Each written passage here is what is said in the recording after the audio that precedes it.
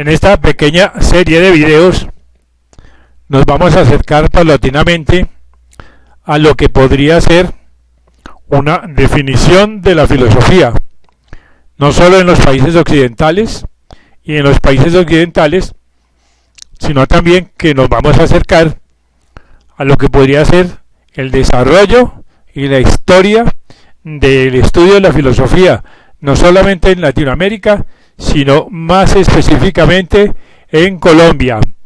Para el efecto vamos a utilizar un libro de texto publicado por allá en la época de 1980 como libro de texto del bachillerato en Colombia por un eminente filósofo llamado Luis Enrique Orozco Silva, y el libro se titula Filosofía 2.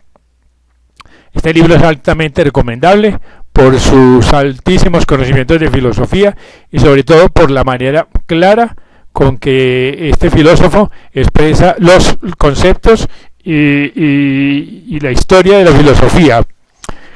Así que con relación al tema que nos trata en este momento, vamos a intentar primero definir o tratar de entender cómo se define la filosofía en los países occidentales.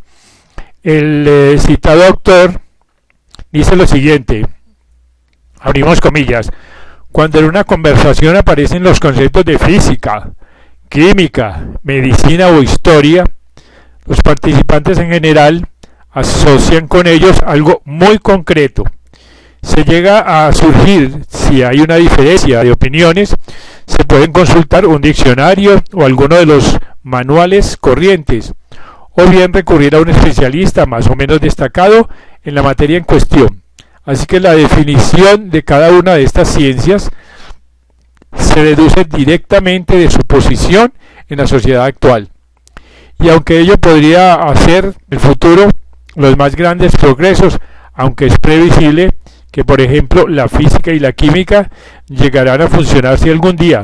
Sin embargo, nadie se interesa realmente por definir esos conceptos, de otro modo como no sea relacionados con las actividades científicas que en ese momento se encuadran en tales denominaciones. Y continúa el artículo diciendo, con la filosofía no ocurre lo mismo. Supongamos que le preguntáramos a un proveedor de filosofía qué es la filosofía. Y si tenemos suerte y damos por casualidad con un especialista que no rechace por principio las definiciones, nos dará una. Pero si aceptamos esa definición, pronto comprobaremos, presumiblemente, que no es de ningún modo se reconoce en general o en todas partes. Así que entonces podríamos dirigirnos a otras autoridades o también leer manuales modernos o antiguos.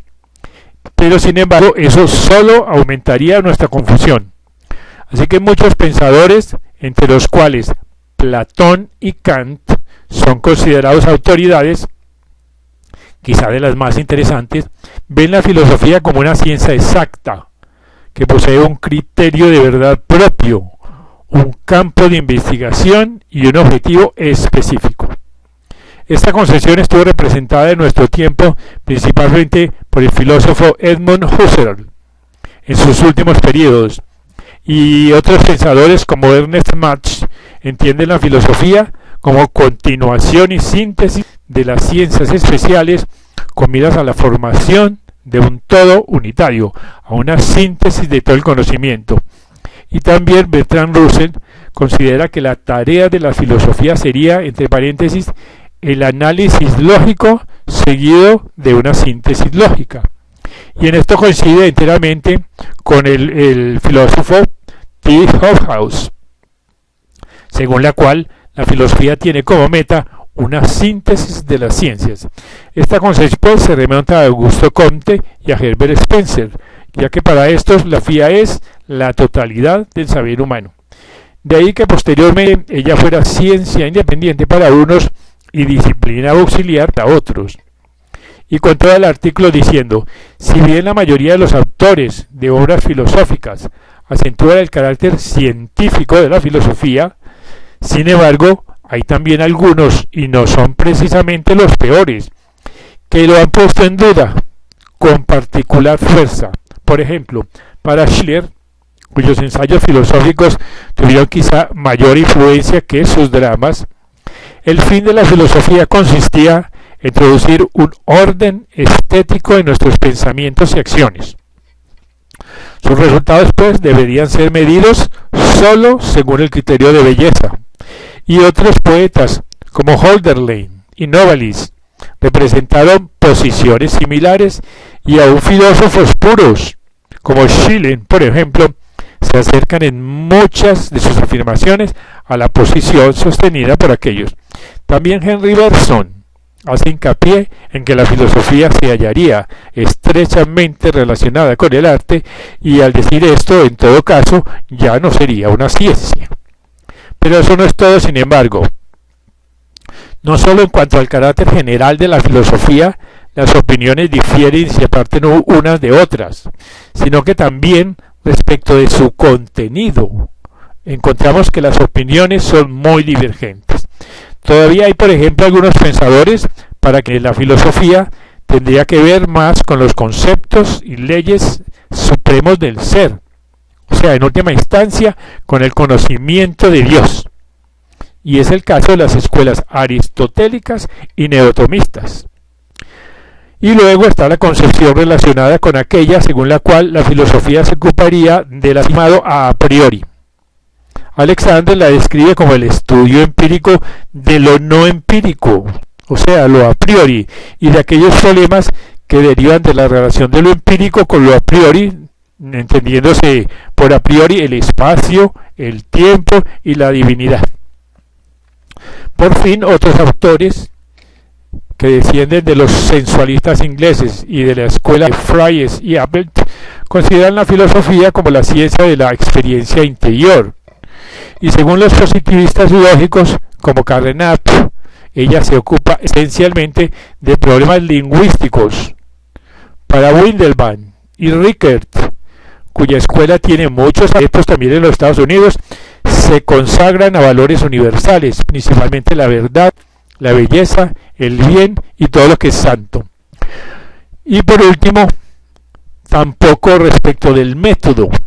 Existe una concepción unitaria con relación a lo que es la filosofía, ya que los neocantianos creen que la actividad filosófica debería consistir en el análisis de conceptos y en su reducción a los últimos elementos del conocimiento. Autores como Bergson y Max Schiller consideran la intuición de esencias como el acto filosófico decisivo, y el método fenomenológico de Husserl y Heidegger es la antítesis del empirismo criticismo de Marx y Averroes, y la lógica de Russell, Whitehead y sus discípulos. Así que este es el enemigo declarado de la dialéctica hegeliana. El modo de filosofar depende para algunos, como William James, del carácter y la experiencia de quien filosofa. Hasta el momento hemos mencionado todas estas definiciones para demostrar que la situación en la filosofía difiere de las demás actividades intelectuales, y por más que en ellas existan muchos puntos de controversia, se admite de todas maneras una orientación general. Los principales representantes de cada ciencia están más o menos de acuerdo en cuanto al objeto y al método. En filosofía, en cambio, la refutación de una escuela por otra implica generalmente su rechazo total, a negar como radicalmente falsas sus teorías fundamentales. Así que esta actitud, claro está, no está compartida por todas las escuelas. Y una filosofía dialéctica, por ejemplo, que sea fiel a sus principios, tenderá, sin embargo, a conservar la verdad relativa de los diferentes puntos de vista y tenderá a integrarla a su propia teoría, que es marcadora. Otras corrientes, como el positivismo moderno, son menos elásticas y simplemente excluyen del campo del conocimiento gran parte de la literatura filosófica, en especial los grandes sistemas del pasado. En síntesis, pues, podemos considerar, como hemos demostrado, que quien utiliza la expresión filosofía comparte con su público muy poco más que una vaga idea. Este pues es un artículo que nos explica brevemente los conceptos manejados en Occidente con la filosofía, que difieren muchísimo unos de otros. En el próximo video vamos a analizar brevemente lo que podría ser el concepto de la filosofía en los países occidentales, orientales, de tal manera que podamos comparar ambos conceptos antes de llegar a lo que podría ser la filosofía en Latinoamérica y la filosofía en Colombia.